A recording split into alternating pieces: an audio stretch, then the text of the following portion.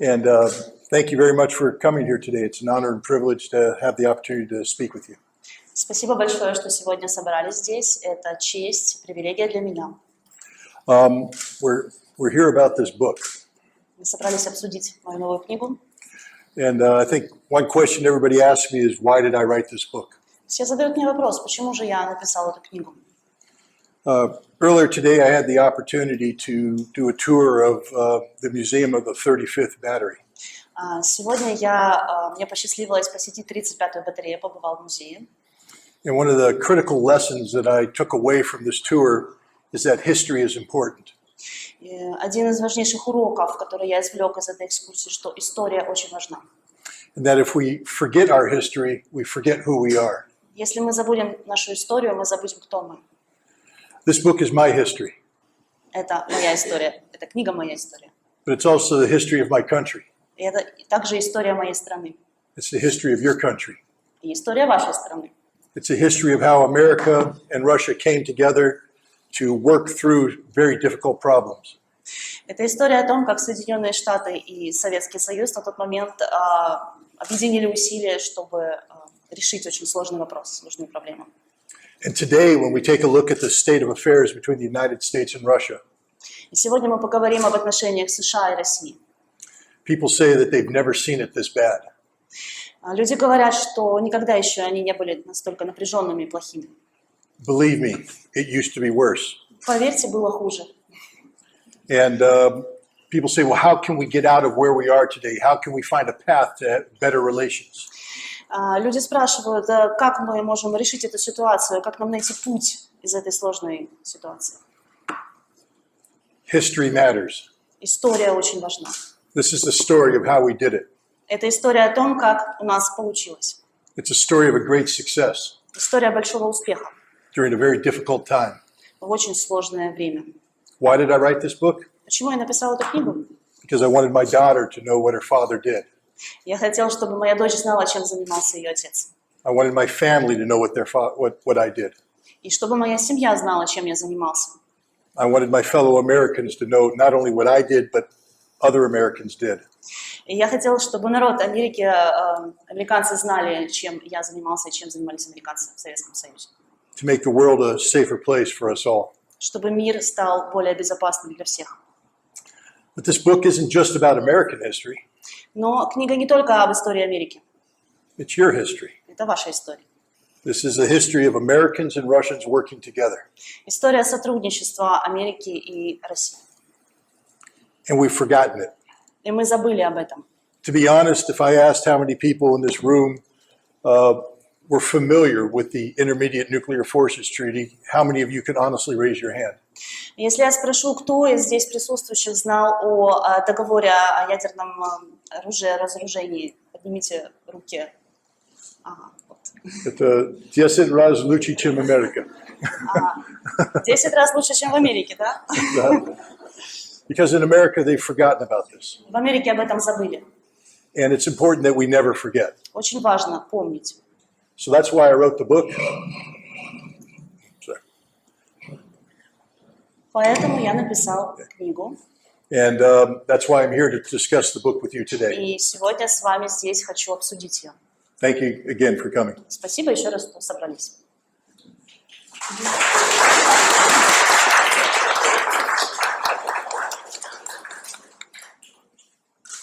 Ну что, переходим к вопросам. No questions? Okay. No questions. Поехали. Можно вопрос? Уважаемый Скотт, спасибо, что вы приехали к нам. У меня первый вопрос, наверное, он будет один. Прошлое разоружение и прошлая разрядка было связано с компромиссом с нашей стороны. Last disarmament was connected with compromise from our side. В итоге этого компромисса распалась вторая сверхдержава. And the Soviet Union collapsed because of it. Цена компромисса для нас была запредельной. So the price of this compromise was overwhelming. Как вы видите современный компромисс? How do you see the modern compromise? Thank you very much for that question. First of all, if you think that the Americans entered this treaty with the goal of undermining Soviet security, you're wrong. Если вы думаете, что Америка подписала этот договор с целью обойти систему безопасности Советского Союза, это не так. The Intermediate Nuclear Forces Treaty, the negotiations for this treaty began in 1982. Переговоры до подписания этого договора начались в 1982 году. The treaty was signed in December of 1987. Был договор подписан в декабре 87-го. 87-го, прошу прощения. The collapse of the Soviet Union came about through the policies of, in part, because of the policies of perestroika implemented by Mikhail Gorbachev. И распад Советского Союза был результатом перестройки, которую начал Михаил Горбачев. Gorbachev began the implementation of this revolution in June of 1988 during the 19th All-Party Union Conference. Начал Горбачев перестройку в 1988 году на конференции партийной. In December of 1987, not even Gorbachev knew what he was going to say in June 1988. И даже Горбачев в декабре 1987 года не знал, что он скажет в июне. Now, I know you think the CIA is pretty good, but they're not that good. Вы думаете, что ЦРУ настолько классные, но это не так. We couldn't have predicted what Gorbachev was trying to begin. Мы не могли предвидеть того, что собирался сделать Горбачев. We could not have predicted the impact that disarmament would have on Soviet defense industry. И мы не могли предугадать, как повлияет разоружение на советскую систему производства оружия. So when this treaty was conceived and implemented, it was done in good faith. Когда договор вступил в силу и начал реализовываться, это было сделано с хорошими намерениями. The problem isn't this treaty. Проблема не в договоре. The problem is how America treated Russia after the collapse of the Soviet Union. Проблема в том, как Америка стала относиться к России после распада Советского Союза. Had America treated Russia with respect, Америка с уважением относилась к России. this treaty might still be alive. Если бы она относилась с уважением к России, этот договор бы до сих пор действовал. So the problem isn't the treaty, the problem is how my country has behaved toward your country. То есть проблема в отношении Америки к России. Thank you.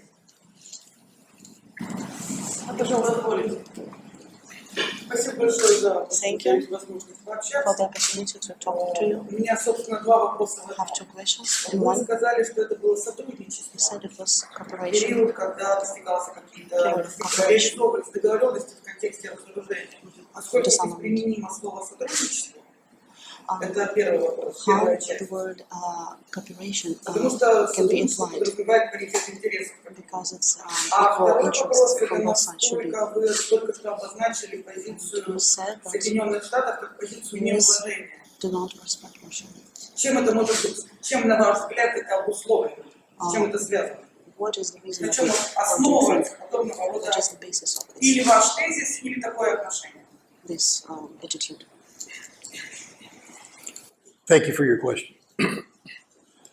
First of all, you've touched on the absolute importance, the most important aspect of any treaty, and that is that it's mutually beneficial. Вы затронули самый главный аспект любого договора, это равность интересов, да?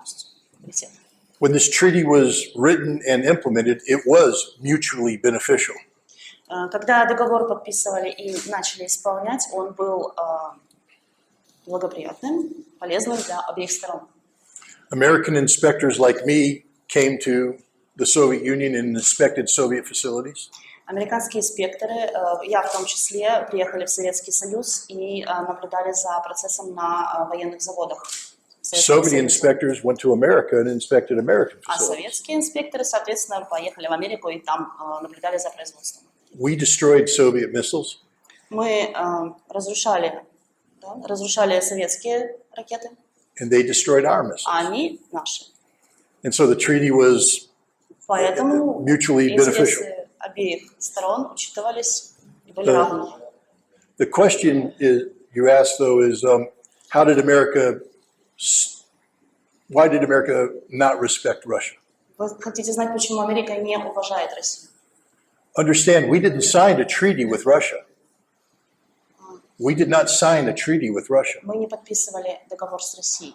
We signed a treaty with the Soviet Мы Union, подписывали его с Советским Союзом. and we respected the Soviet Union. И мы уважали Советский Союз. We feared the Soviet Union. И боялись Советского Союза. That's why we signed a treaty. И поэтому подписали этот договор.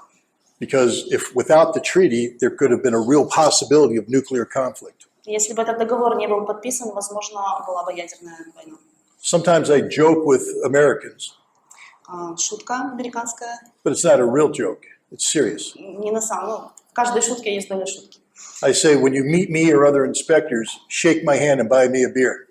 И когда вы встретите меня или какого-то другого инспектора, пожмите мне руку и купите пиво. Why? Почему? Because if it weren't for me, you'd be dead. Потому что если бы не я, возможно, вас бы не было в живых. All of us would be dead. Всех нас, возможно, не было бы в живых. Because if we didn't implement the Intermediate Nuclear Forces Treaty, there would have been a nuclear war. Если бы не был подписан этот договор, разразилась бы ядерная война. People have forgotten that part of our history. И люди забыли об этом периоде нашей истории. Do the research. Able Archer 83, a NATO exercise. We almost went to war, nuclear war, that close. Да. Стоит нам всем вспомнить историю, изучить, почитать об этом. And there are other instances as well. Now the Soviet Union collapses Советский Союз распался, and Russia emerges.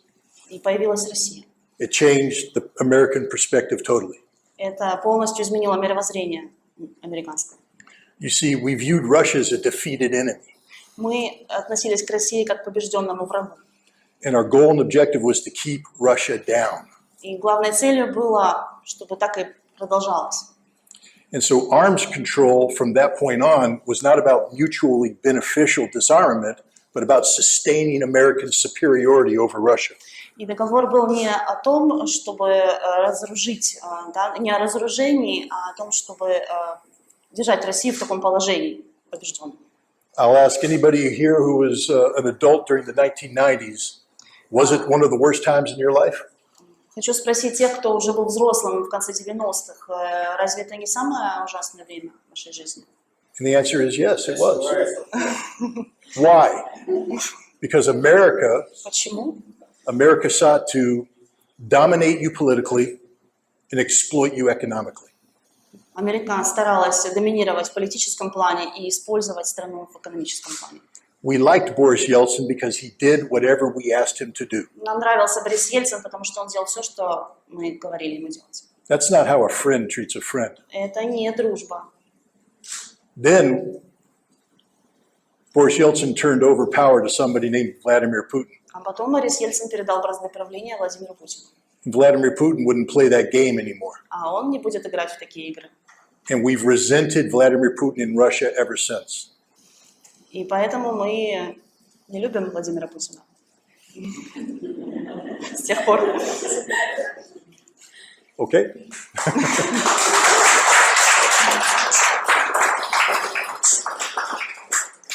Скотт, все это время у нас идет прямая трансляция для наших подписчиков в соцсетях, и они тоже присылают нам свои вопросы. Поэтому, мне кажется, чтобы было справедливо, давайте их немножко чередовать. Пару вопросов из зала и вопрос социальных сетей.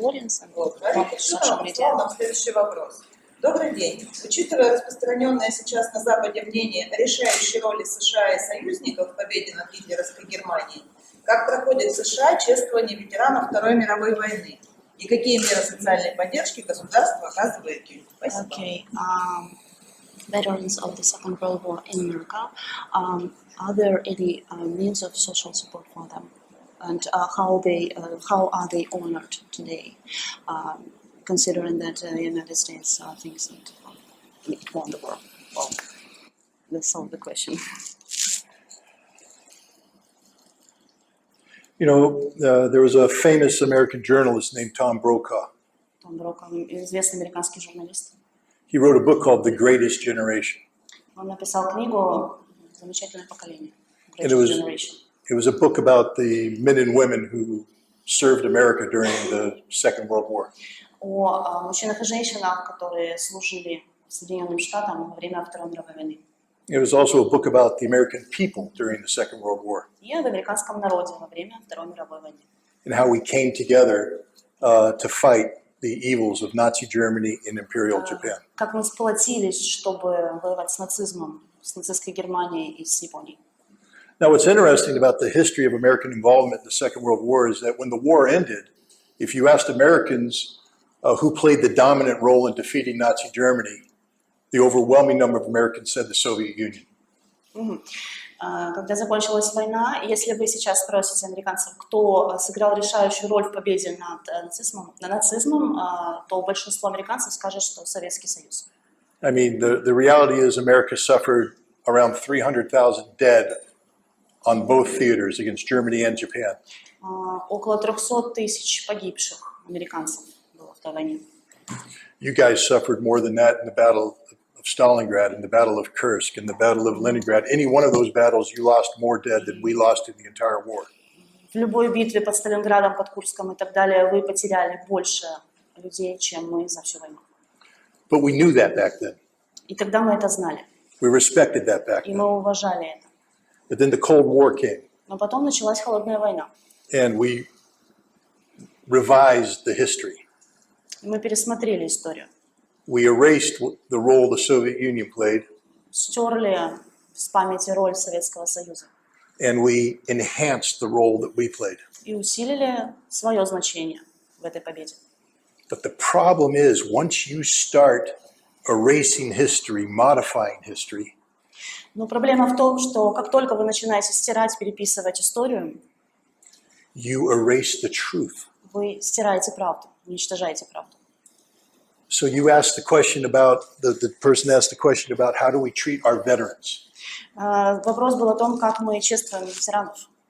But if the foundation of their involvement in the war is a lie, Но если их значение, их вклад в войну, основание этого – это ложь, then the truth becomes inconvenient. тогда правда становится неудобной. And these troops become inconvenient. These veterans become inconvenient. И ветераны тоже становятся неудобными, Because the veterans know the truth. потому что они знают правду. They know the sacrifice they made, and they know the sacrifice the Soviets made. Они знают разницу, да, какую жертву принес Советский Союз и какую жертву принесли Соединенные Штаты. Why do you think the State Department threatened to revoke the passports of surviving World War II veterans who wanted to come to Russia on May 9th? Почему правительство США угрожало отозвать, да, аннулировать паспорта ветеранов, которые хотели приехать на 9 мая? Because the truth is inconvenient, Потому что правда неудобная. and these veterans are inconvenient. И ветераны тоже неудобные. We don't treat our veterans with respect Мы не относимся к ветеранам, своим ветеранам с уважением. from any conflict. К ветеранам любого конфликта, любой войны. We like to glorify their accomplishments, Нам нравится гордиться их достижениями, but that process of glorification becomes historical revisionism. но чествуя их таким образом, мы изменяем историю, переиначиваем ее. Think about the conflicts America has fought since World War II. Вспомните о конфликтах, столкновениях, в которых участвовала США после окончания Второй мировой войны. The Korean War, 30,000 Americans died in a war that most Americans want to forget. В Корейской войне погибло 30 тысяч американцев. Об этой войне американцы хотят забыть. The Vietnam War, 58,000 Americans died in a war nobody wants to remember. 58 тысяч американцев погибло во время Вьетнамской войны, и о них тоже хотят, не хотят о них вспоминать. The Cold War, hundreds of dead, we've already forgotten this war. Холодная война, сотни погибших, и мы о ней уже забыли. The first Gulf War, the one that I fought in, first Gulf War, the Desert Storm. Первая война в заливе, буря в пустыне, в которой я принимал участие. 138 dead. We started to view war as a computer game.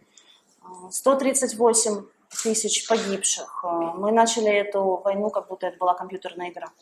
War became easy, Война стала простой. but war is never easy. Но война никогда не может быть простой. Anybody who's been in war understands the toll the toll that's paid by those who fight. Всякий, кто был на полях сражений, понимает ту цену, которая платится за эту войну. Even if your body emerges intact, Даже если тело остается неповрежденным, your brain is broken forever ваш мозг, ваша психика разрушена. Because human beings aren't supposed to kill fellow human beings. Потому что люди не должны убивать других людей. And in America, we oftentimes view our veterans as the inconvenient reminder of the fact that wars did happen. И в Америке ветеранов часто считают неудобным напоминанием, в принципе, о войне. We've forgotten our veterans from World War II. Мы забыли ветеранов Второй мировой войны. We don't hold parades in their honor, Мы не проводим парады в их честь. and we should, Но должны бы, because history can never be forgotten. потому что историю нельзя забывать. And that's what I like about Russia. И вот что мне нравится в России. You remember your history. Вы помните свою историю. You remember those who served. Вы помните тех, кто служил. You know, in America, we talk about May 9th as being a propaganda event. А в Америке мы называем это пропагандой. But I was here on May 9th. И я был здесь на 9 мая. It wasn't propaganda. Это не пропаганда. It was real. Это все за правду. The love you have for the people who served your country Любовь, уважение к людям, которые служили своей стране, comes from your soul, исходит из души. and it makes you a stronger nation. И это делает вас сильной нацией. And I can only hope that my country one day recognizes this example that Russia sets. Я надеюсь, что моя страна когда-нибудь воспримет этот пример, который показывает Россия. And treats its veterans with the respect that you treat yours. И также будет с уважением относиться к ветеранам.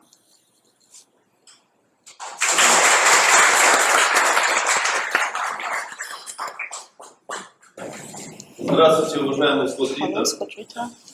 Хотел бы поприветствовать вас в Севастополе. Welcome Очень to рад, что вы приехали. Севастополе. I'm very glad you're here. У меня такой вопрос. Have a question? Хотели бы вы встретиться с Владимиром Путиным, пообщаться? И если да, то что бы вы у него спросили или что бы вы ему сказали? What would you ask Спасибо. Vladimir Putin? What would you tell him? Where's the exit? Где выход? In all seriousness, Vladimir Putin will go down in history as one of the greatest leaders of all time. Со всей серьезностью Владимир Путин войдет в историю как один из самых великих лидеров нашего времени. That doesn't mean he's perfect. Это не значит, что он идеален. Nobody's perfect. Никто не идеален. I'm sure everybody in this room has questions they'd like to ask Vladimir Putin if they had the chance to meet him. Я уверен, что у каждого в этой комнате, если бы он мог встретиться с Владимиром Путиным, были бы к нему вопросы. Why didn't he do this? Почему он не сделал это? Why didn't he do that? Или то? Etc. И так далее. But there can be no doubt that without Vladimir Putin, Но без сомнения, без Владимира Путина Russia wouldn't be here today as it currently exists. Россия не была бы сегодня такой. America almost succeeded in its mission of destroying Russia during Boris Yeltsin's life. У Америки почти получилось разрушить страну в период правления Бориса Ельцина. And it's only because of Vladimir Putin that Russia exists today. И Россия существует сегодня только благодаря Владимиру Путину. But Russia doesn't just exist, Russia thrives. Но Россия не просто существует, она расцветает. I mean, I've been traveling around Russia and I have to wonder, maybe we did a favor when we put sanctions on you. Я путешествую по России, и пришла мысль, может быть, мы оказали услугу, введя санкции. Your economy is doing okay. Экономика в порядке. Sanctions were supposed to destroy the spirit of the Russian people. Санкции должны были побороть дух, да, расстроить россиян должны были санкции. I don't see a defeated people. Но я не вижу здесь побежденных, огорченных людей. So, would I like to meet with Vladimir Putin? Хотел бы я встретиться с Владимиром Путиным. Who wouldn't? А кто бы не хотел? He's one of the most important figures of our time. Он один из самых важных людей, лидеров нашего времени. I guess if I were to ask him a question, Если бы я задал ему вопрос, I would ask him, how does he see Russia and America improving their relations today? как он думает, как Россия и США могут наладить отношения? I would ask him, Спросил бы, is it possible to find a place in his heart to forgive America for what it has done to Russia these last few decades? Найдет ли Путин силы в себе простить Америку за то, что она делает последние несколько десятилетий? And then I'd ask him to give me a special tour of the Kremlin, just because if I'm going to speak to Putin, I might as well get something out of it. Ну и я попросила бы его провести тур по Кремлю, поскольку раз уж я говорю с Владимиром Путиным, должны же быть у меня какие-то бонусы за это. Спасибо. Thank you.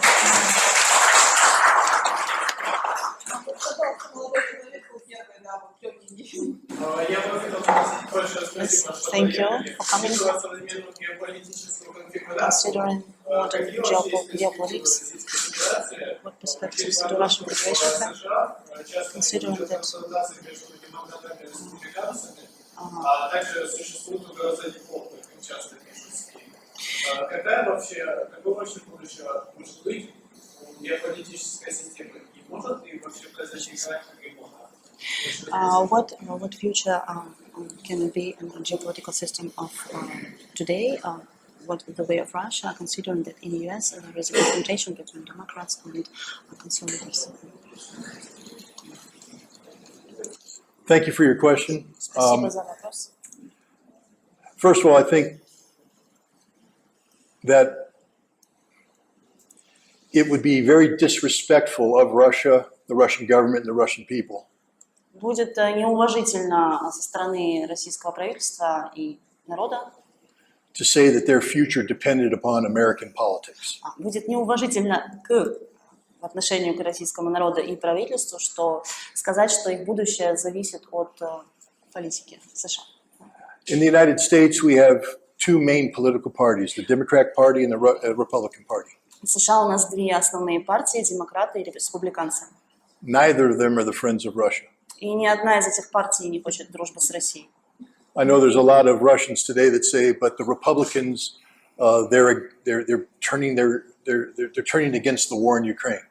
Многие сегодня думают, что республиканцы, они против войны на Украине. But we're doing that because of money, not because we like Russia. Но это мы делаем из-за денег, а не потому, что мы любим Россию. Donald Trump, somebody that many Russians say they like. Многие россияне говорят, что им нравится Дональд Трамп. Because when he ran for president the first time, he said, why can't we be friends with Russia? Потому что во время предвыборной кампании в первый раз он спрашивал, почему бы нам не дружить с Россией. Which is a good question. Хороший вопрос. But how did he answer it? Но как он на него ответил? By saying, I am the strongest president in the world who has sanctioned Russia. Он сказал, я самый сильный президент в мире и наложу санкции на Россию. That's not how a friend behaves. И это не дружба. So the question shouldn't be about how America is going to impact Russia's future. Не должен стоять вопрос, как Америка повлияет на будущее России. You spoke of geopolitics. Вы говорили о геополитике. That question implies that America will remain as the world's hegemon. Этот вопрос подразумевает, что Америка останется мировым гегемоном. But if you look at the world today, it's a world that is moving to multipolarity. Мир сегодня движется в сторону многополярности. And it's Russia, together with other nations like China, India, etc., who are leading the way in this development. И ведущая роль в этом развитии у России и других стран, Китая, Индии и других. So I think the better question Лучше спросить, is what is America going to do to join Russia and the other nations to be part of this multipolarity environment? что нужно будет сделать Америке, чтобы присоединиться к России и другим странам в этом новом многополярном мире. Because the day of American singularity is over. Дни гегемонии Америки сочтены. Now I say this as somebody who loves my country. И я говорю это как патриот своей страны. I don't want anything bad to happen to my country. Я не хочу, чтобы с моей страной случилось что-то плохое. But no nation has a right to say we are in charge of the world. Ни одна страна, ни одна нация не должна говорить, что мы отвечаем за весь мир. And moreover, if you're going to say that we set the example for the rest of the world to follow, И также не должна она говорить, что наш образ жизни, наша политика – это образец для всех остальных, которому нужно следовать. then you better make sure that that example is worth being followed. Лучше убедитесь, что это достойный пример. We have a lot of problems at home. У нас дома тоже много проблем. I think we should spend more time fixing our problems rather than telling the rest of the world how to fix theirs. Лучше бы мы больше уделяли времени внутренним проблемам, чем рассказывали всем остальным, как им жить. Thank you for your question. Спасибо за вопрос. Дадим внимание нашим подписчикам в соцсетях. У нас есть два вопроса, достаточно пересекающихся по смыслу. Как раз тоже по поводу жизни в Америке. Первый, значит, как вы относитесь к традиционным ценностям в России? В чем вы видите плюсы жизни в России, в отличие от США? Социальная обстановка, культура, экономика и правоохранительный орган. Вот. И, соответственно, есть у нас вопрос на тему пропаганды ЛГБТ-ценностей.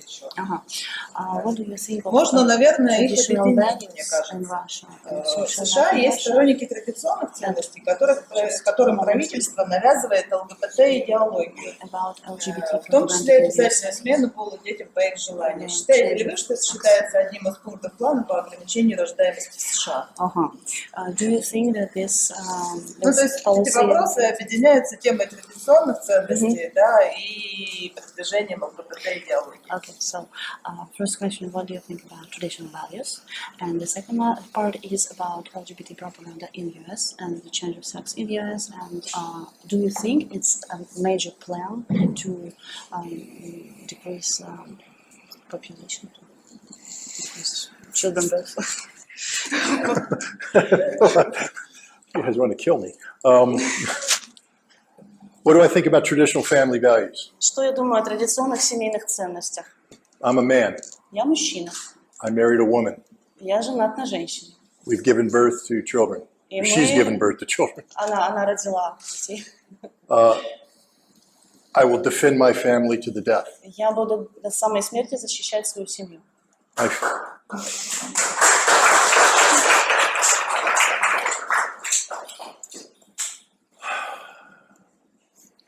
You know, this is a very difficult question. Сложный вопрос. For 10 years, I was a volunteer firefighter in my community. Я 10 лет был волонтером пожарным в своем городке. And every day, I would answer the call of my community for help. И каждый день я отправлялся на вызов о помощи. And you learn a lot about your community when you do this. И узнаешь очень много о месте, где живешь, о людях вокруг. Да, ты такой вот занимаешься этим. And the thing that I can say is that my community was built by people just like myself. И я могу сказать, что вокруг меня жили люди с такими же ценностями, как и у меня. Traditional families. Традиционные семьи. Traditional family values. И традиционные семейные ценности. Every firefighter I served with каждый пожарный, с которым я служил, would give their lives to save the lives of their fellow citizens. отдал бы жизнь, чтобы спасти жизни своих близких и тех, кто живет рядом. Because when they looked at a house on fire or somebody in trouble, когда они видели, что дом в огне или кто-то в беде, they saw themselves. они видели себя. And they knew that somebody should come and help these people. Они понимали, что нужно прийти и помочь этим людям. But I also have to respect the fact that America is a very diverse nation. Но я должен уважать тот факт, что национальность, нация Америки очень разнообразная. And we have to, in America, we have to respect people who do not agree with the way we think. И в Америке мы должны уважать людей, которые думают иначе. And so we have far more progressive liberal policies than maybe other nations do. И у нас очень много прогрессивных, либеральных программ, да, направлений, может быть, больше, чем в других странах. We are very tolerant of LGBTQ. Да, мы толерантно относимся к представителям ЛГБТ-сообщества. We're struggling with this. Мы с этим пытаемся справиться. It's difficult for people like me to accept this. Для меня и для людей, таких же, как я, это сложно принять. But I'm an American. Но я американец. And I have to support the right of other people in my country to do that which they want to do as long as it doesn't hurt other people. И как американец я должен уважать и поддерживать права других людей, которые не вредят мне. You asked a question about sex change. Был вопрос о смене пола. I don't understand how a child can make such a decision for themselves. Я не знаю, как ребенок может принять сам такое решение. This is a very difficult question, Это очень сложный вопрос. one that America is struggling with. И с ним Америке предстоит справиться. So here's the issue. Проблема вот в чем. If America doesn't know the answer, Если у Америки нет ответа, why are we trying to impose these values on other nations? почему мы пытаемся навязать эти ценности другим странам преемницам? Let's take an example of the Republic of Georgia. Возьмем, к примеру, Грузию. My wife is from Georgia. У меня жена из Грузии. Georgia is a very conservative society. А в Грузии очень консервативное общество. But in order to receive American financial assistance, Но чтобы получать помощь, финансовую помощь от Америки, we are demanding that Georgia incorporate diversity, incorporate support for LGBTQ communities. мы требуем, чтобы Грузия приняла такое же отношение, да, приняла эти же ценности, поддержка ЛГБТ-сообщества. And this runs against traditional Georgian values. Но это противоречит традиционным ценностям Грузии. In fact, if Georgia incorporates these policies, Если Грузия это примет, it would destroy Georgia, это разрушит ее. which makes me believe that that's the purpose of these policies. И я иногда думаю, что в этом и цель такой политики. Look at Russia. Посмотрите на Россию. When we talk about the Russian soul, Когда мы говорим о русской душе, I think one of the things that it's grounded in is the sense of traditional family values in Russia. большая часть этого – это именно традиционные семейные ценности в России. So if we want to destroy Russia, Если хотите разрушить Россию, победить, we would try to compel Russia to incorporate policies that attacked traditional family values. то нужно заставить ее принять идеи, которые противоречат ее ценностям. It's not our business to tell Russia what to do. Это не наше дело говорить России, что делать. It's not our business to tell Georgia what to do. И тоже не наше дело говорить Грузии, как им жить. It's not our business to tell anybody what to do. И никому мы не должны говорить, что им делать. America is wrestling through a diversity issue. В Америке сейчас должен быть решен этот вопрос разнообразия. It's an American problem. Это американская проблема. I have a position. У меня есть позиция, My position leans towards traditional family values. и я за традиционные семейные ценности. Other people have differing positions. У других людей другое мнение. And through the democratic process, we will struggle to find a way forward. И в демократическом процессе нам нужно будет найти некий путь развития. But that's an American problem. Но это проблема Америки, It's not your и problem. не ваша.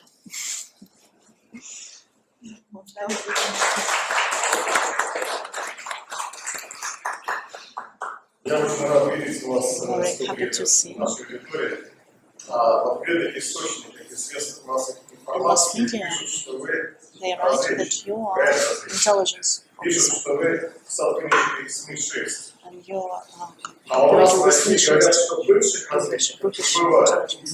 And in Russia Вы we с say, какой разведкой сегодня сотрудничаете? Это первое. in Russia we И say второе, that как разведчик, как военный эксперт, как вы видите дальнейшее развитие конфликта между Россией и США на Украине?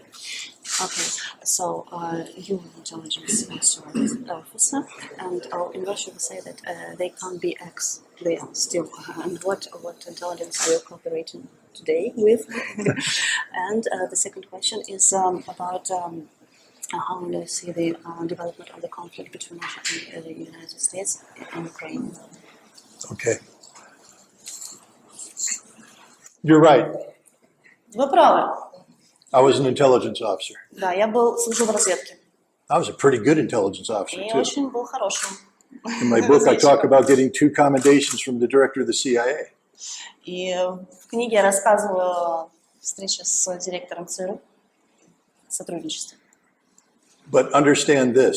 Но поймите, Before I became an intelligence officer, перед тем, как стать разведчиком, I joined the Marine Corps, я стал морским пехотинцем. where I raised my hand and took an oath Я поднял руку и принес клятву. to uphold and defend the Constitution of the United States of America against all enemies, foreign and domestic.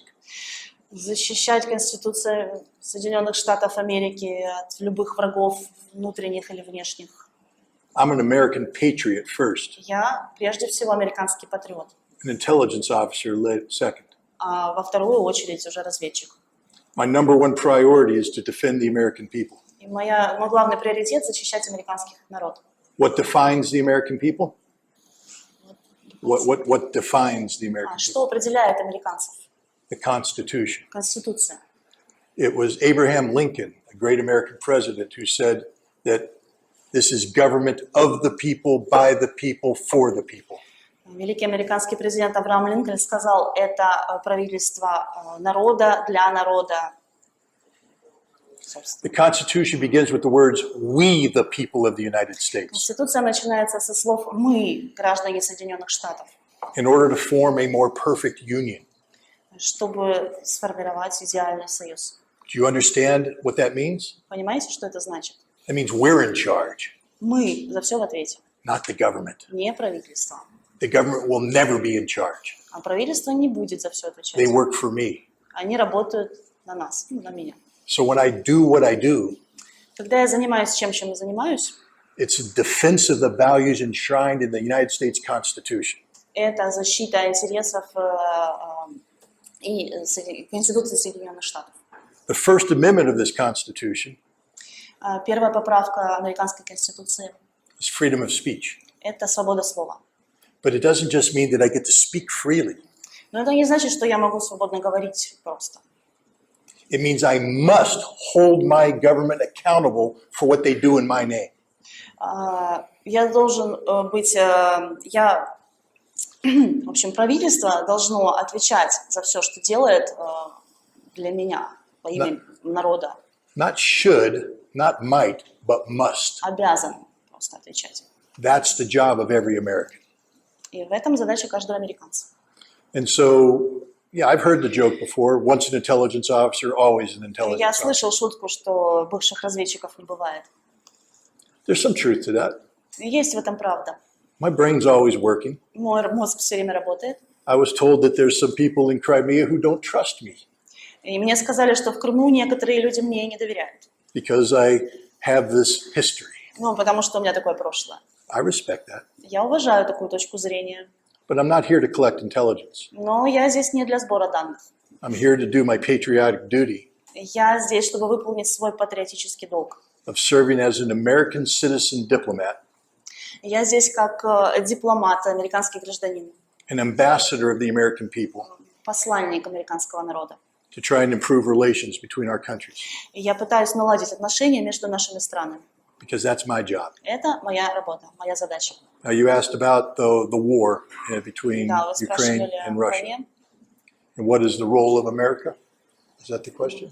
And how the conflict will progress. Progress. Okay. Let's look at some basic fundamentals here. Давайте вернемся к основам. Russia's war with Ukraine and the collective West Война России, Украины и коллективного Запада is an existential conflict for Russia. – экзистенциальный конфликт для России. If Russia loses this war, Если Россия проиграет, Russia may not exist. но Россия может больше, перестать существовать. If Ukraine loses this war, А если Украина проиграет, America will still exist. Америка останется. So tell me, which country is willing to sacrifice more to achieve victory? И какая же страна, вы думаете, пожертвует большим, чтобы победить? If Russia has the will to win, Если у России есть желание и воля к победе, Russia will win. Россия выиграет, победит. You say, well, what will America do? Что сделает Америка? Ask the South Vietnamese. Спросите South Vietnamese. Южный Южный Вьетнам. Вьетнам, да, жители Южного Вьетнама. Ask the Afghans. И афганцев спросите тоже. America will do what it always does when it claims to be a friend of a nation and allows that nation to be destroyed in conflict. Америка всегда так поступает, когда говорит, что она друг, а потом она разрушает, предает этот народ. We will abandon them, Мы предадим их. and we will abandon Ukraine. И Украину тоже. And that's one of the greatest embarrassments I can ever say as an American. И это мне очень неудобно, неприятно говорить, как американцу. Because if we're going to claim to be somebody's friend, Потому что когда мы утверждаем, что мы дружественная страна для кого-то, if we're going to claim to be somebody's ally, что мы союзники, then we should never abandon them. но мы не должны потом предавать этих людей. But we're going to abandon Ukraine Но мы предадим, оставим Украину, because we're not their friend. потому что мы им не друзья. We're simply using them to hurt you. Мы просто используем Украину для того, чтобы навредить России. Да, вот молодой человек Перевод. Да, уважаемый Скотт, добрый день. Спасибо за возможность вам задать вопрос. У меня к вам будет два вопроса. Первый вопрос заключается в следующем. Вы как эксперт современной политики и международных отношениях, скажите, пожалуйста, насколько далеко Соединенные Штаты могут зайти в противостоянии с Россией и Китаем, потому что мы все понимаем, что на кону все, потому что Америка никогда не согласится быть второй. И второй вопрос заключается в следующем. Вы как человек, у которого точка зрения кардинально отличается от официальной позиции Соединенных Штатов, как не поддаваться влиянию пропаганды? How you shouldn't be influenced by propaganda? How do you fight with propaganda? Okay. Thank you for your question. Спасибо за этот вопрос. When you talk about America not wanting to be second, Вы говорите, что Америка не хочет быть второй. who do you propose to be number one? А кто, вы думаете, будет номером один? Russia? Россия China? или Китай? The last time I heard Vladimir Putin speak, he doesn't want to be number one. Я слышал, что Владимир Путин сказал, что он не хочет быть The номером один. Chinese don't want to be number И one. китайцы тоже не хотят. What happens in the Olympics if two racers cross the finish line at the same time? Что происходит на Олимпиаде, когда два бегуна пересекают финишную прямую одновременно? Do they give away 2 second-place medals? Им что, дают 2 медали за второе место? Or do they give away 2 first-place medals? Или 2 медали за первое место? So I think it's not about trying to get America to accept being number 2 in the world. Ну, дело не в том, чтобы заставить Америку быть второй. But getting America to accept being equals in the world. Нужно, чтобы Америка признала, что она равна по значению другим странам. That is possible. А вот это возможно. Being number 2 is not possible. А быть номером 2 это невозможно. So in order to achieve that, we're going to have to learn 2 things. Для этого нам нужно усвоить 2 вещи.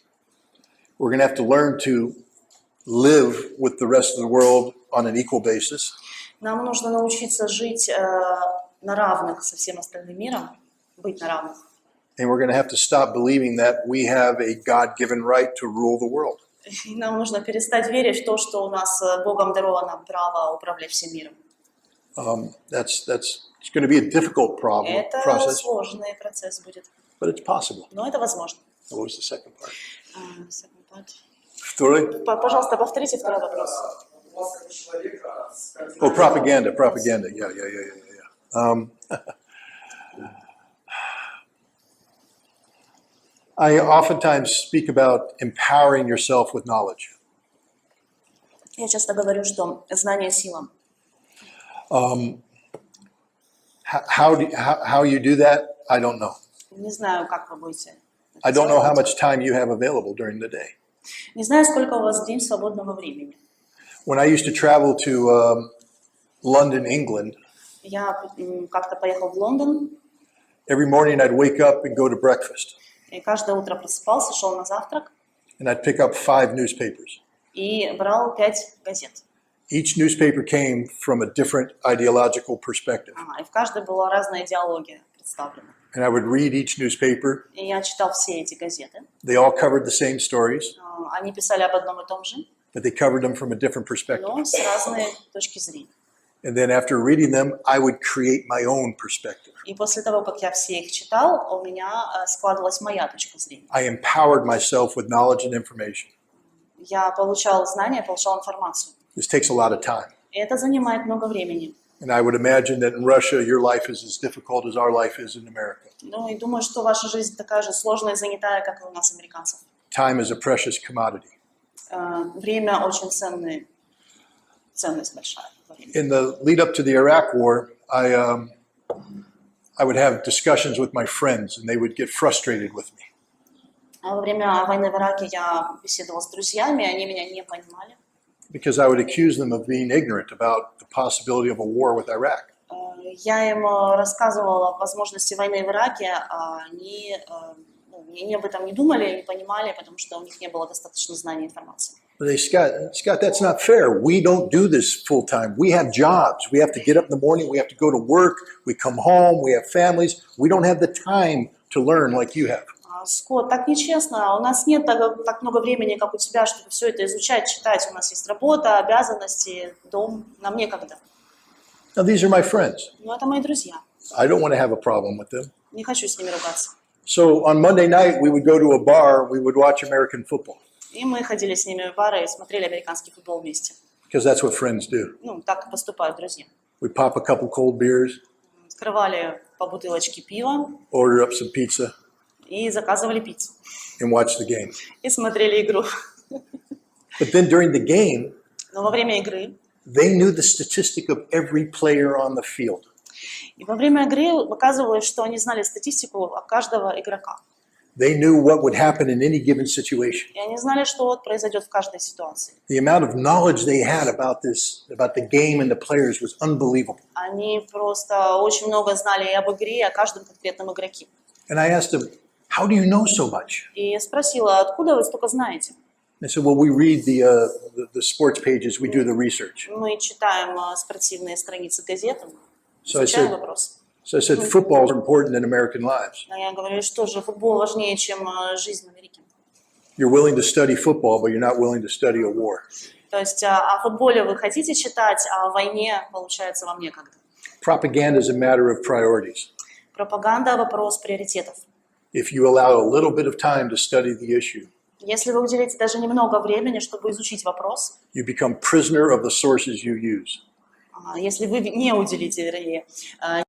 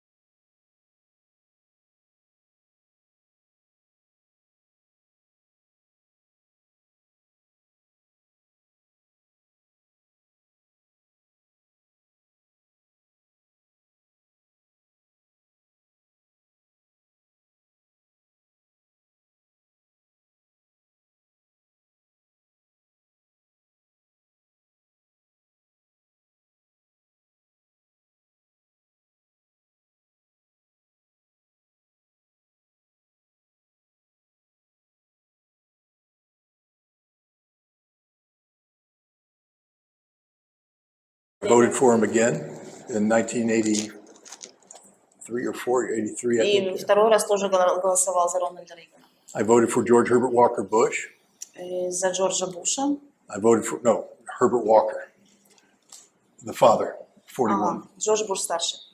I voted for him again, И еще раз за него, but he lost to Bill Clinton. но он проиграл Биллу Клинтону. I voted for, oh gosh, who ran against Bill Clinton the first time? I didn't vote for Bill Clinton. За Билла Клинтона не голосовал. I voted for George W. Bush against Al Gore. За Джорджа Буша младшего тоже голосовал. But then I became disenchanted with the Republican Party. Но потом я разочаровался. They went to war on the basis of a lie. Они начали войну на основании лжи. So I voted for his Democratic counterpart. И я голосовал за демократов. He lost. И этот кандидат проиграл. But then I voted for Barack Obama. А потом за Барака Обаму. He won. А он победил. And I voted for Barack Obama again. И снова голосовал за Барака Обаму.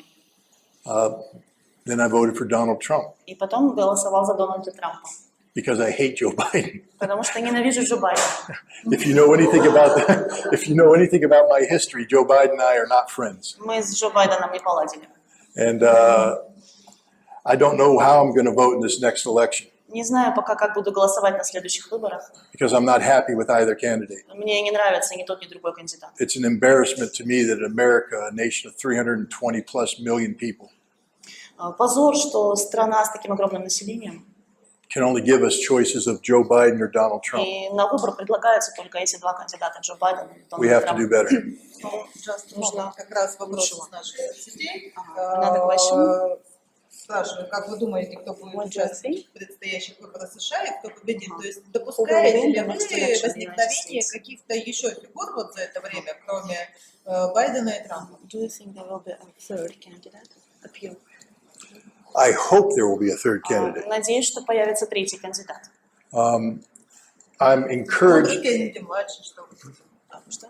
Роберт Кеннеди младший, или Роберт Рон Кеннеди? Десантис? Yep, I'm very encouraged by Robert F. Kennedy Jr.'s decision to enter the race. Мне бы понравилось решение Роберта Кеннеди-младшего включиться в эту избирательную гонку. I've spoken with him several times, Я с ним несколько раз беседовал, and his appreciation of history и is, он уважает историю. is something that I respect very much. Да, и это мне очень нравится в нем. He is cognizant of the legacy of his uncle, Он, John F. Kennedy. ага. He understands the legacy of his Он uncle понимает наследие своего дяди, Кеннеди, президента, and that of his father. и своего отца. He's a man of courage Это храбрый, смелый человек, and of vision, и у него есть видение. and he's willing to challenge the establishment. И он хочет изменить порядок вещей.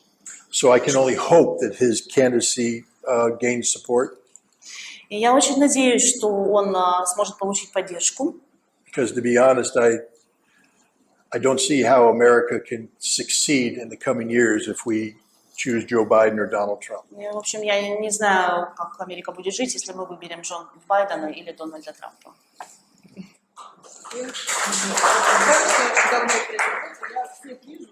Давайте мы будем это... Давайте возможность сказать тем сначала, кто еще не задавал So many вопрос. questions. Пожалуйста. Да, вот Как хотите, можно. Ну, хочется, чтобы вас... Да, давайте. Украина получила Ukraine недавно оружие, weapons которое долетает до Севастополя. that can hit Sevastopol long И distance. получила оружие с объединенных урана. And gain weapons with depleted uranium. Думаете, что Do you think that Ukraine will use it? Второй вопрос. Second question. Вы сказали, You said что that вы были на 35 you visited 30th battery today. Как вы знаете, я из Германии, и I'm я from тоже Germany. посетила это место. I also И visited this когда я place. узнала, что там произошло, что When I learned about what что happened there, немцы the Germans убили killed столько людей so на many этом, people. особенно на этом месте, This и was начали successful. войну на этом месте, мне started надо было war there. плакать. I cried. И я бывала много раз много на Донбассе и видела, I've been to что Donbass many немцы times and seen that Germans сейчас now опять again поддерживают support нацистов, Nazism, которые убивают русских. that kill Russians. Как вы можете это комментировать? How can you comment on that? Thank you for your question. I'm not a politician. Я не политик. So if you ask me a question, you're going to get an honest answer. Если вы меня спрашиваете о чем-то, вы получите честный ответ. My uncle fought in the Second World War Мой дядя участвовал во Второй мировой войне, against Nazi Germany. воевал против нацистской Германии. He went across the beach at Normandy, И когда они высадились в helped liberate France. Нормандии, Helped liberate France. помогали освобождать Францию. And then right before the Battle of Bulge, his unit was hit by German artillery. И он был убит вражеским снарядом. 250 of his comrades died. 250 его товарищей тоже погибли. I've been to the cemetery where they're buried, И я был на кладбище, где он похоронен, and I watched him cry in front of those graves. и видел, дядя не погиб, прошу прощения, да, товарищи погибли, и дядя был на могиле и плакал на этом месте. I hate Nazi Germany. Ненавижу нацистскую Германию. I hate Nazi ideology. И нацистскую идеологию тоже ненавижу. I thought we had destroyed it. Мы должны разрушить их, победить. And yet it lives today in Ukraine. Но сегодня на Украине опять нацизм. But it doesn't just live in Ukraine. Но не только на Украине. It lives in the United States. И в Соединенных Штатах также. 60 miles away from where I live, В 60 милях от того места, где я живу, от моего дома, there's a park where they have a statue of Stepan Bandera. в парке есть статуя Степана Бандеры. Every summer, И каждое лето Banderas gather, там его сторонники собираются wearing their brown uniforms, в коричневой униформе holding their torches, и с факелами. and their photographs of Stepan И с Bandera. фотографиями, портретами Степана Бандеры. How can that happen? Как это возможно? In Canada, they have a deputy prime minister who supports Stepan Bandera. И премьер-министр поддерживает Степана Бандеру. And in Germany, В Германии you have a government willing to send German tanks to Ukraine to fight Russians. И в Германии решают послать в Украину немецкие танки, чтобы воевать с русскими. Think about what I just said. Подумайте об этом. German tanks Немецкие танки in Ukraine в Украине, to fight Russians. чтобы воевать с русскими. We did that already, Мы это уже делали but we're doing it again. и делаем снова. History matters, История крайне важна. and Germany has forgotten its history. Германия забыла свою историю. America has forgotten its history. И Америка тоже забыла свою историю. Canada has forgotten its history, Канада забыла. and it's unforgivable. Это непростительно. My uncle's comrades did not die so that this would happen. Мои друзья, соратники моего дяди не за это умирали. 27 million Soviets did not die so this would happen. 27 миллионов советских граждан умерли тоже не для этого. I don't know how this war is going to end, Я не знаю, как закончится эта война, but I do know this. но знаю точно одно. Russia is on the right side of history. Россия на правильной стороне. Now, you asked about depleted uranium and other weapons. Спросили об оружии с объединенным ураном и других вооружениях. Depleted uranium is a poison. Объединенный уран – это яд, We know this. и мы об этом знаем. America has used this weapon in Iraq, Америка использовала такое оружие в Ираке. and we know what it does И to children. мы знаем, как это воздействует на детей. The birth defects that occur in Iraq are horrific. Они рождаются с дефектами, с отклонениями, и это ужасно. The cases of cancer in Iraq are horrific. И возросло количество заболеваний раком в Ираке. This poison will not go away. И этот яд не уйдет, не пропадет сам по себе. It's in the soil of Iraq, Он в почве Ирака. and future generations will pay the price for America using these weapons. И будущие поколения заплатят цену за это, да, на них тоже это повлияет. So you have to wonder what people are thinking when they introduce these weapons into the Ukraine conflict. Не знаю, о чем люди думают, когда поставляют такое оружие в Украину. Because we know that if these weapons are used, Мы знаем, как это оружие используется, и it will poison the soil оно отравляет почву and poison the people. и отравляет людей. And we call ourselves the friends of Ukraine. И мы еще называем себя друзьями Украины. Friends wouldn't do that. Друзья бы так не поступили. I hope I answered your question. Да, надеюсь, я ответила на ваш вопрос. So you really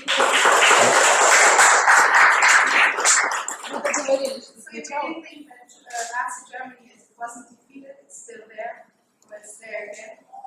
Вы думаете, что нацистская Германия не побеждена, она до сих пор жива, существует?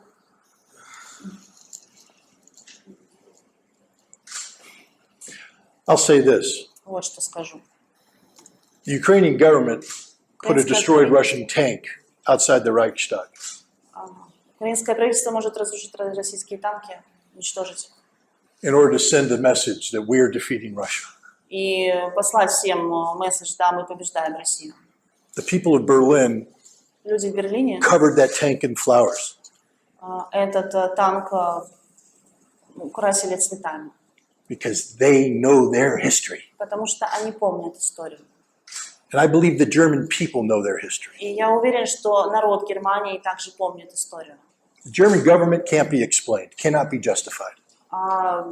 Правительство Германии просто нельзя понять или простить. Maybe being the allies of America corrupted their common sense. У них просто проблема со здравым смыслом.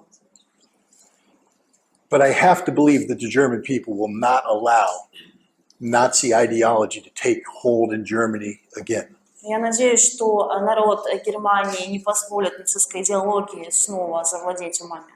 Because 27 million Soviets cannot have been allowed to die in vain. 27 миллионов погибших советских граждан должны были погибнуть ни за что. My uncle's 250 comrades who were buried in Luxembourg cannot have died in vain. И друзья моего дяди, 250 человек, тоже не могли погибнуть просто так, ни за что.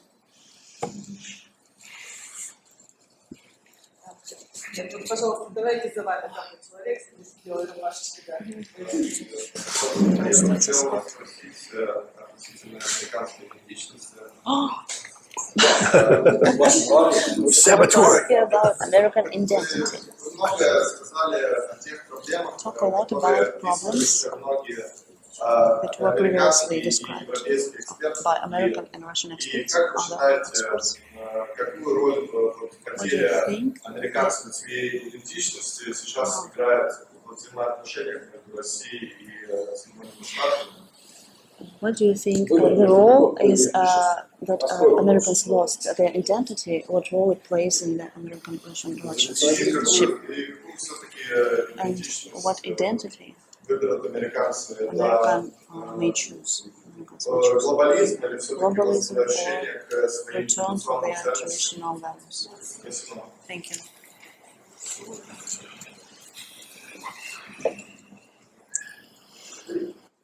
I think Думаю, if you're going to talk about Americans, the only true Americans are Native Americans, the Indians. Если говорить о американцах, единственные настоящие американцы – это индейцы. They're the ones who lived in America. Они там жили всегда. Everybody else came over as an immigrant, А все остальные мигранты either to seek a better life, в поисках лучшей жизни они прибыли to run away from или something, от чего-то бежали. but they're not original Americans. Но они не американцы по истинном понимании этого слова. America is a nation of immigrants. Америка – нация мигрантов. We're a nation, just look at me. Смотрите на меня. I have German parents. У меня родители немцы. I have British relatives, И у меня есть родственники из Британии, предки из Scottish relatives. Шотландии. None of them are American Indians. Они не индейцы, никто из них. We came from someplace else. Мы откуда-то приехали. So when you speak of an American identity, Когда мы говорим об американской идентичности, you can't talk about an American identity ну, мы не можем, в общем-то, говорить об американской идентичности. because Americans come from such a diverse source of people around the world. Потому что американцы прибыли в эту страну из разных уголков мира. What we have, though, Но is an American idea. у нас есть американская идея. I talked earlier about the Constitution. Раньше я ранее говорила о Конституции. The Constitution speaks of freedom. В Конституции написано о свободе. That's the American И idea. вот это вот и есть американская идея. That's what defines us. Это нас определяет. The problem is it's an idea. Проблема в том, что это идея. How do you turn an idea into reality? А как превратить идею в реальность? I mean, if you think about the Constitution that I speak so highly of, Ага, если взять Конституцию, о которой я так лестно отзывался. understand that when it was written, slavery was permitted. Ага, когда она была написана, в ходу было рабство. How can you have the idea of freedom when you enslave people? Как можно продвигать идеи свободы, когда у вас рабы? We had to fight a civil war to solve that problem. И у нас была гражданская война. Таким образом мы решили этот вопрос. When the Constitution was written, women didn't have the right to vote. И когда писалась Конституция, у женщин не было права голосовать. We had to pass an amendment to the Constitution to give women the right to vote. И это была отдельная поправка в Конституции, разрешающая женщинам голосовать. And when you take a look at America today, we have a lot of problems we're still trying to solve. И в сегодняшней Америке тоже много проблем, которые мы пытаемся решить. The concept of hegemony isn't an American concept. Идея гегемонии, да, это не американская идея. It's the concept of a political elite. Да, это концепция политических элит. They use that to justify crimes. Они ее используют, чтобы оправдать преступления. If you study the growth of America, Если вы изучите, the growth of America, если вы изучите рост Америки, we have something we call manifest destiny. God willed us to do this. Манифест судьбы, да, то есть Бог повелел нам сделать это. That's what sent us across the Western Plains. Это нас, скажем, вело через равнины Запада. To conquer the heathen red man, the Indian. И с этой идеей мы побеждали индейцев, порабощали их. That's not freedom. И это не свобода. Today, when we speak of the rules-based international order, Сейчас, когда мы говорим о мировом порядке, основанном на правилах, на законах, these are written by elites, они написаны элитами, not the American people. а не американским народом. The American vision, the American dream Американская мечта is freedom, – это свобода, but it's still a dream. но это до сих пор мечта. And if we don't do something to fix the way we're going, И если мы сейчас не изменим курс, it'll become a nightmare. это станет кошмаром.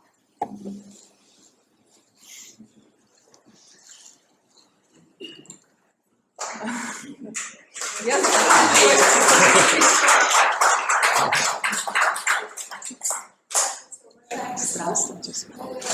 Good day. We're going to see it. My question is about opposition in America. First, how they fight with opposition in America, and how is America free or not free? The degree of this. Thank you for your answer. Position. Thank you for your question. Спасибо за вопрос.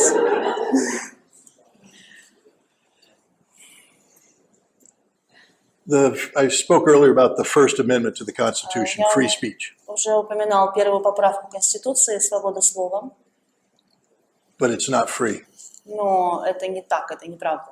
If you speak out against the powers, Если вы выступите открыто против власти, you will pay a price. вы заплатите за это. I have spoken out against the powers. Я выступал против действующей власти. I've paid a heavy price. И я тоже заплатил определенную цену.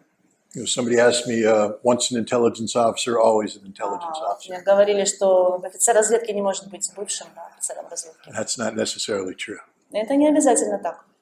When I made the decision to walk away from my position as a chief weapons inspector in Iraq, Когда я решил уйти с поста главного инспектора в Ираке по вооружению, I was pulled aside by a very senior CIA officer. меня вызвал к себе очень высокого ранга офицер ЦРУ. ЦРУ? Who told me that if I speak out against America's policy in Iraq, который сказал мне, предупредил меня, что если я выступлю против политики Соединенных Штатов в Ираке, the FBI will destroy me and my family. ФБР прикончит меня и мою семью, разрушит. And the FBI has spent 20 years trying to do just that. И ФБР уже 20 лет пытается это сделать. So there's a heavy price to pay when you challenge authority. Это тяжелая, большая цена за то, что ты выступаешь против власти. But here I am speaking Ну вот я здесь. because I have a right to speak. У меня есть право говорить. Will I continue to pay a price? Поплачусь ли я за это тоже? Most probably yes. Скорее всего, да. But I take guidance from a great American that I know personally, Daniel Ellsberg. Но я беру пример с великих американцев Дэниел Элсберг. He spoke out against the Vietnam War. Он выступал против войны во Вьетнаме. he released documents that showed the American government was lying about Vietnam. И он опубличивал, сделал доступными документы, которые доказывали ложь американского правительства по поводу войны во Вьетнаме. He was charged with treason. Его обвинили в предательстве. As he went up the steps to the courtroom where he was going to be put on trial, И когда он шел по ступенькам в зал суда, где его должны были судить, a member of the press asked him, "Aren't you afraid to go to prison for what you've done?" его спросили журналисты: вы не боитесь попасть в тюрьму за то, что вы сделали? And he said, "Wouldn't you go to prison to stop an unjust war?" Он спросил: а вы не согласились ли попасть в тюрьму, чтобы прекратить, остановить несправедливую войну? What kind of courage is that? Это очень поступок большой храбрости. That's a special kind of man. Такой вот великий человек. So people ask me, what would you be willing to do to stop the potential of a nuclear war between Russia and the United States? Меня часто спрашивают, на что бы я пошел, чтобы остановить потенциальную ядерную войну между Соединенными Штатами и Россией. Would I be willing to go to Russia to meet the Russian people? Поехал бы я в Россию, чтобы встречаться с местными жителями, Knowing that when I come home, there might be a consequence. зная, что когда я вернусь домой, возможно, будут последствия. But let me ask you this, what would happen if I didn't do that? А что бы было, если бы я этого не сделал? What would happen if nobody took the chance to improve relations between Russia and the United States? Что было бы, если бы никто не попытался улучшить отношения между Штатами и Россией? The potential of nuclear war is real. И возможность ядерной войны, она реальна. So the question is, wouldn't I do what I'm doing to try and stop a nuclear war? Ну, вопрос в том, мог ли я поступить иначе, да, чтобы остановить And the ядерную answer is войну? yes. Я не мог поступить And по-иначе. that's freedom of speech. Это свобода слова. Так, сейчас мы опять дадим слово нашим подписчикам, да, и как раз вдогонку к вашим вопросам об ответственности за право на свободу слова. Вот, нас спрашивает, журналист NBC News Кир Симмонс попал в базу миротворца из-за посещения Крыма недавнего. А вы не боитесь, что вас тоже внесут в этот список за визит в Севастополь? И Евгения Плухов, вдогонку тоже связанный вопрос. Скотт, добрый день, рад видеть вас в Крыму. Как вы оцениваете то, что видели по дороге сюда и непосредственно в Севастополе?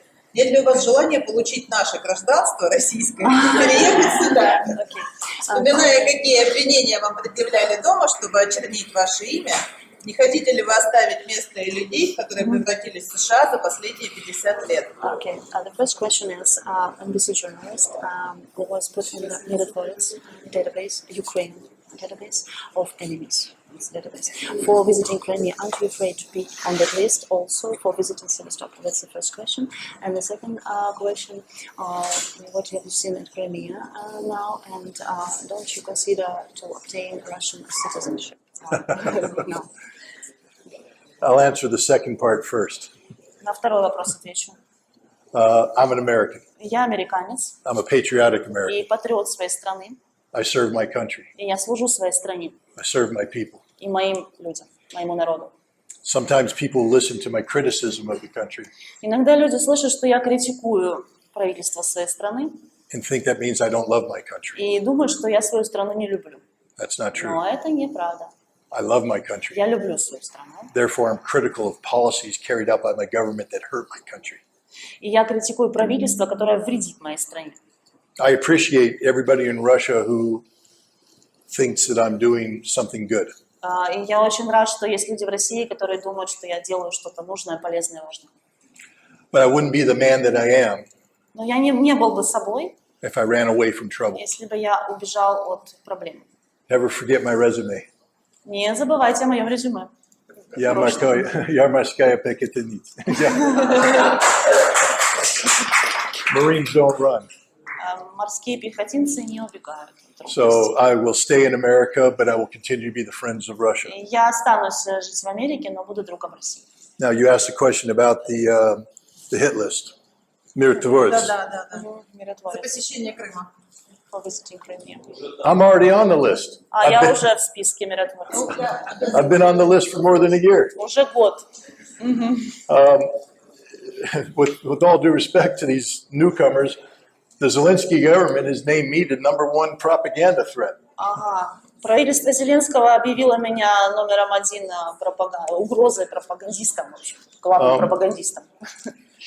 You know, I don't look for trouble, Я не ищу проблем, but I'm proud to be on that list. но горжусь тем, что я в этом списке. Because if the Nazis have a problem with what I'm saying, Если я создаю проблему нацистам тем, что я рассказываю, then I must be saying something right. значит, я говорю правильные вещи. And I'll keep doing it. И я продолжу.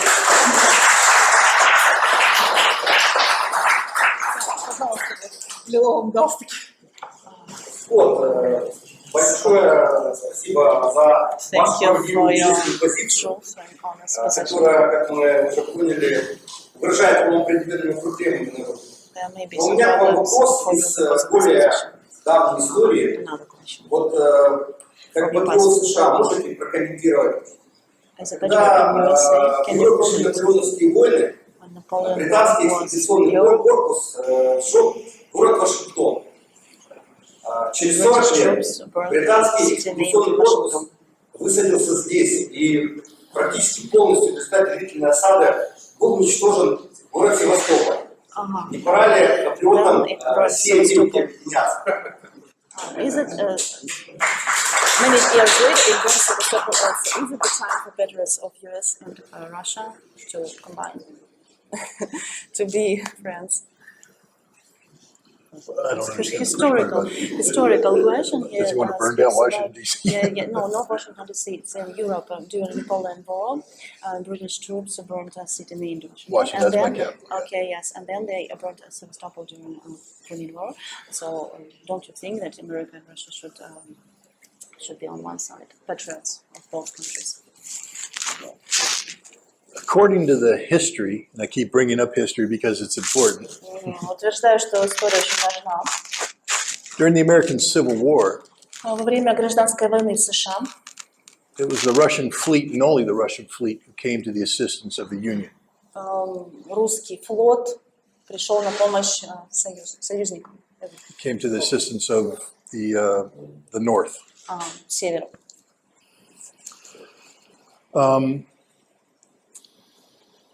Unfortunately, I can't say that American troops have always done the same for Russia. К сожалению, не могу сказать, чтобы американцы всегда также выступали в отношении российских войск. My study of history shows that American troops invaded Russia by landing in Murmansk and Vladivostok in 1918.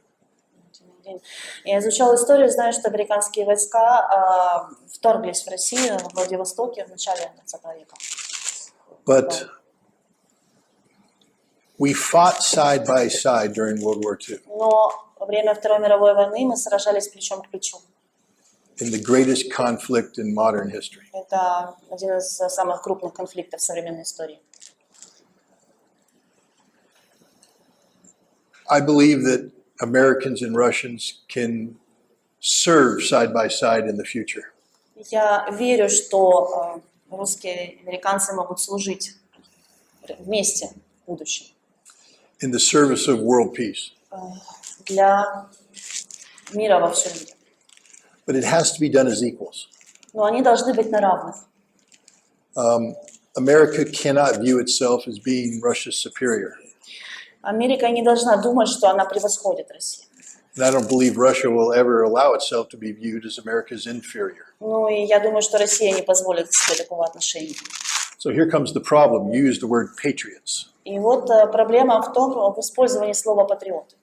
How do we define patriotism? Как мы определим, что такое патриотизм? Because normally a patriot says we're number one. Потому что патриот всегда говорит, мы на первом месте, мы главные, мы лучшие. So if you have American patriots running around saying we're number one, И если вот американский патриот будет говорить, мы лучшие, we're never going to learn to work with the Russians as equals. но мы тогда не сможем на равных сотрудничать с Россией. And if you have Russian patriots running around saying America is the enemy, Ну и если русские патриоты тоже будут везде кричать, что американцы враги, you're never going to learn to work with America as equals. ну и мы тоже не сможем вместе сотрудничать и работать. So I think we have to redefine what patriotism means. Нам нужно переосмыслить понятие патриотизма. And it means that we have a mutual respect for the same values. Это значит, что у нас есть общее уважение к одним и тем же ценностям. I'll turn to the book for a second. Вернемся к книге. When I went to the Soviet Union in 1988, Когда я поехал в Советский Союз в 1988 году, I had spent the past 5 years learning to kill Russian soldiers. я перед этим 5 лет учился убивать российских солдат. Нас учили, тренировали. That was my sole focus. Это был мой главный фокус. When I left the Soviet Union in 1990, И когда я уехал из Советского Союза в 90-м, I viewed the Soviets as friends. я советских людей, русских людей воспринимал как друзей. Did I lose my patriotism? Потерял ли я свой патриотизм? Перестал ли я быть патриотом? No, I just gained a new perspective. Нет, у меня просто появилась другая точка зрения, другая перспектива. I learned to stop viewing the Soviets, the Russians, as the enemy, Я перестала видеть в советских гражданах врагов. and to view them as comrades, as colleagues, as friends. Стал считать их товарищами, коллегами, друзьями. But that didn't happen automatically. Но это не происходит автоматически. It happened because a Russian family was willing to take me into their home on New Year's Eve, 1988. Русская семья пригласила меня праздновать Новый год вместе с ними. The family that did it was a Russian engineer who had spent his life building missiles targeting America. Это семья русского инженера, который всю свою жизнь проектировал ракеты, которые должны были быть направлены на Америку. And he invited me, a Marine who had prepared his entire adult life to kill Russians, into his home. И он пригласил в свой дом меня, морпеха, который всю жизнь учился убивать русских. Now, anybody who was alive during Soviet times understands that when I say home, I'm talking about a very small apartment. И все, кто жил во времена Советского Союза, понимают, что когда я говорю «домой», это значит очень маленькую квартиру, небольшую. And so there were no secrets when he let me into his house. I saw everything И about я his life. увидел всю его жизнь, там негде было что-либо скрыть, спрятать. He introduced me to his wife. Он представил меня жене He introduced me to his children. и своим детям, He brought his neighbors in, и позвал соседей еще. and we had a conversation. И мы беседовали, We laughed. смеялись We cried. и плакали, We told bad jokes. и рассказывали плохие анекдоты. And we viewed each other as human beings. И мы друг друга видели как людей. Да. People had the same dreams У людей одинаковые мечты, одни и те же мечты. of a better life for their family, Чтобы их семьи хорошо жили, a better life for their community, и чтобы их общество, их город, страна хорошо жили. a better life for all people. Все люди. And when I left that night, И когда я ушел тем вечером, a light went off in my head. вот так вот лампочка зажглась. And I said, I don't want to kill these people. I want to be their friends. Не хочу убивать этих людей, хочу с ними дружить. And I view that decision as one of the most patriotic decisions I've ever made. И это решение одно из самых патриотических решений, которые я когда-либо принимал. That's the kind of patriotism we need to be encouraging. И вот такой вот патриотизм нам и нужен. The courage to be friends. Храбрость, чтобы быть друзьями. It takes more courage to be a friend than it does to be an enemy. Нужно больше храбрости, чтобы быть другом, чем чтобы быть врагом.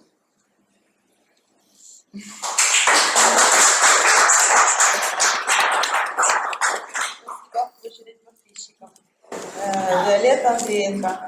Господин Ritter, меня зовут Виолетта. С первых дней вашего канала в Телеграме я являюсь активным подписчиком. Я поражена вашим прогнозом по поводу происходящих не только военных действий, но и политических событий. Браво.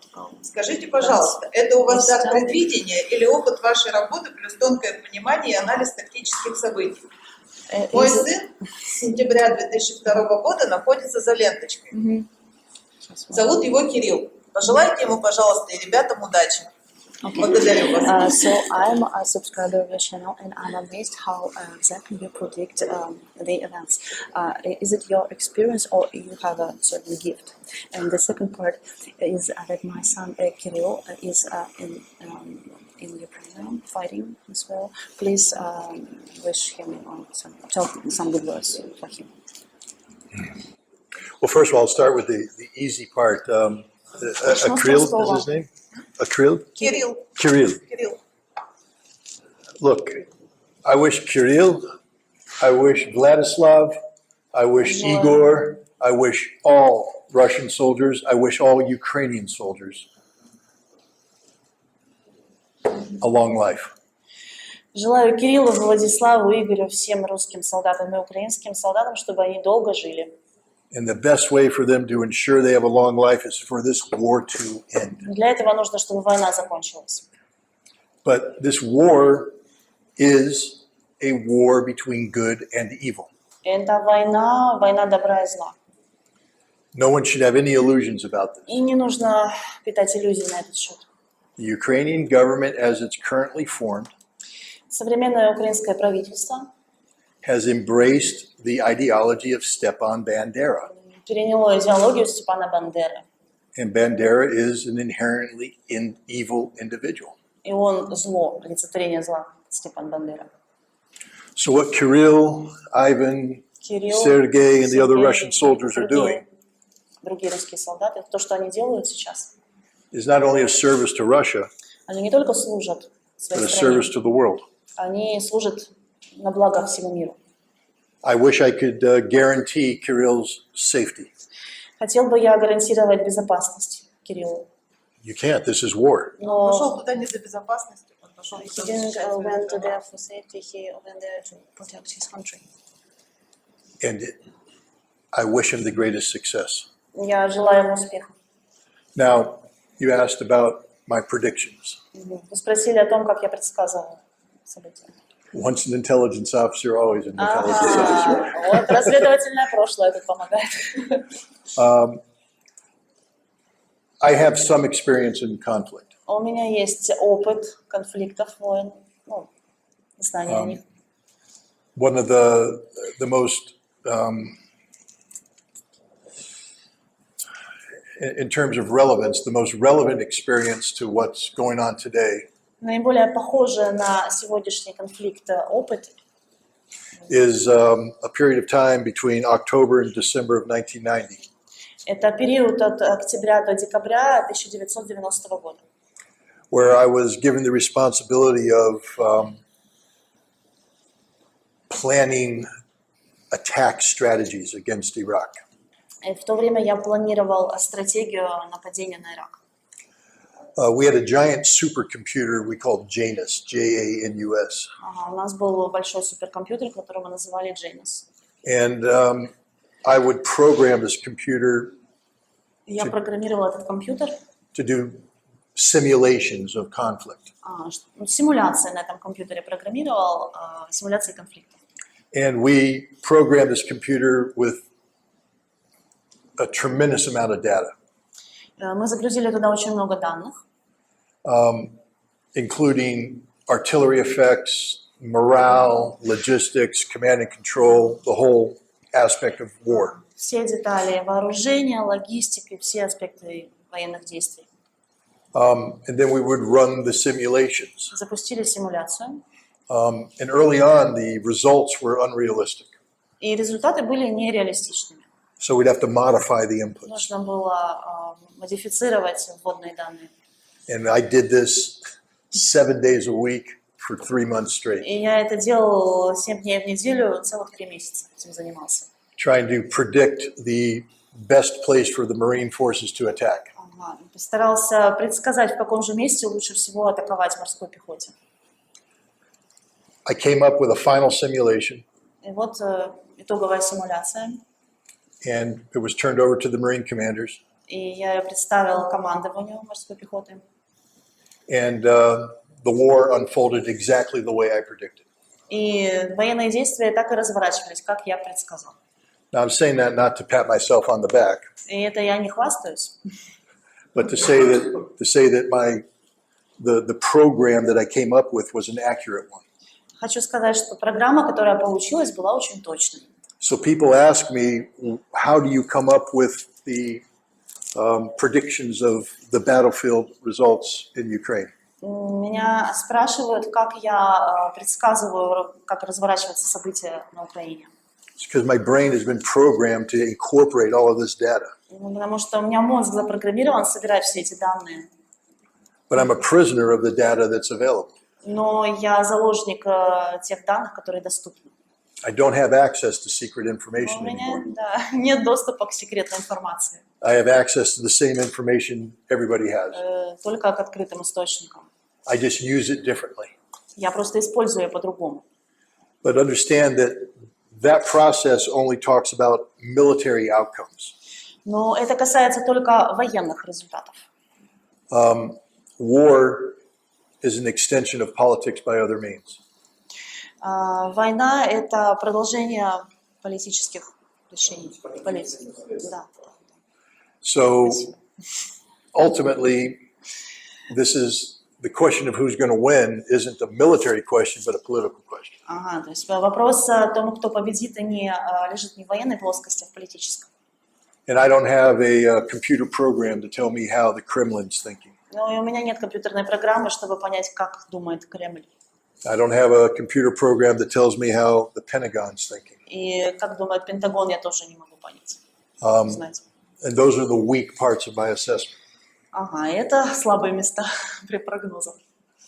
But that's how I come up with my predictions. Вот так вот я и прогнозирую события. Thank you. Так.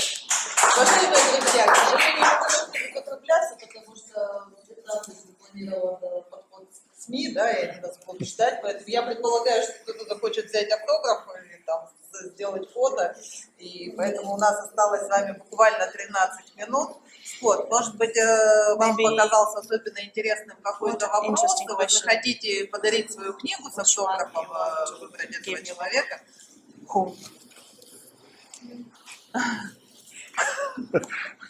That's not fair.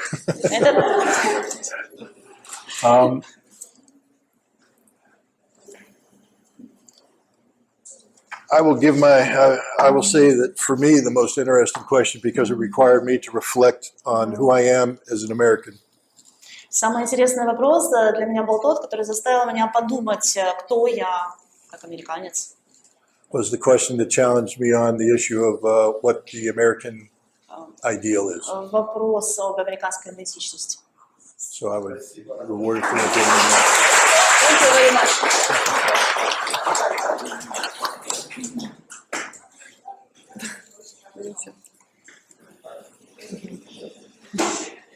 Спасибо, спасибо.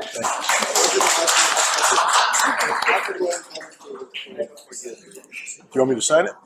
For Василий. Vasily. Okay.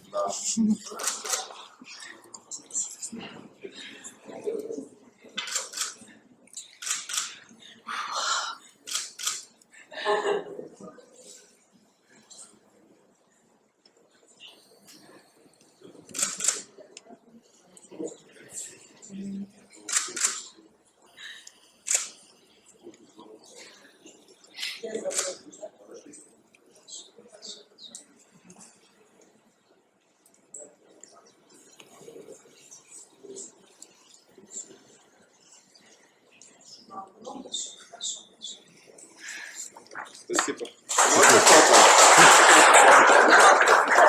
Сейчас можно будет сделать фото. Очень просят задать один последний вопрос. Как вам севастопольцы? Успели ли вы пообщаться с севастопольцами, посмотреть город? Но город, я знаю, что не очень успели посмотреть, да, там 30 батареи, к сожалению. Но какое впечатление на вас произвели севастопольцы?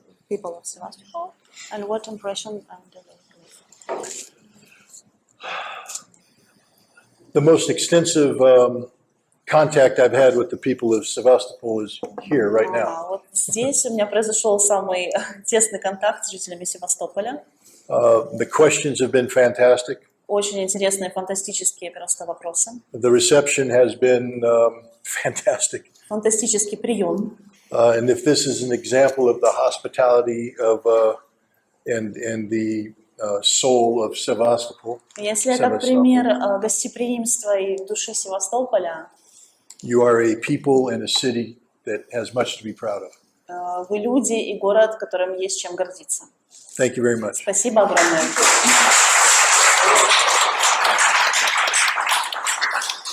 Если кто-то хочет сделать фото с уважаемым Скоттом, у нас есть 12 минут, и, пожалуйста,